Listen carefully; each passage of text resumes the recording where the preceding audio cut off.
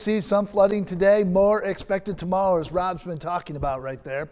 News 2's Katie Von Vongsa joins us live. She's in downtown Charleston with more on what conditions were like there. Katie? Brendan, a coastal flood warning still remains in place as this morning we saw a high tide of nearly 8 feet, causing flooding in some areas downtown. Some locations inundated with water include the City Market, East Bay Street, Haygood Avenue, and Lockwood Drive. People telling me the high tides paired with rain today made travel a headache. Even coming in this morning, like the highway was flooded, so I-26 was flooded, Dorchester was flooded. So it took me, usually it takes me about 30 minutes to get down here. Today it took me an hour to get down here. Definitely not the most fun, and it is kind of dangerous sometimes, especially when I have to work down here for 8 hours morning to night.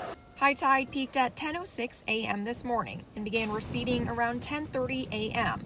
However, impacts to low-lying areas could be seen after peak high tide, especially at the Charleston City Market. So for us, we have to be a lot more careful, especially with the road behind me. I'm sure, as you guys have already seen, that as soon as the tide comes up, the water levels start rising and rising, and so any sort of sprinkling will affect us.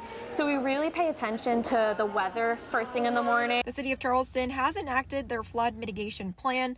They have opened free parking garages at the Charleston Tech Center in 99 West Edge for anyone that needs to move their cars to higher ground, have pumps in low-lying areas, and have barricades in place on roads that typically flood. Business owners in the area telling me they're hopeful business will not be impacted too much. So like this morning, there were not a lot of people walking through, but water started to recede, and then we started seeing a lot of people, coming in. So it's very busy now. So, and I think it'll be really busy all through the weekend, even though maybe tomorrow morning there might be more, but it recedes really fast.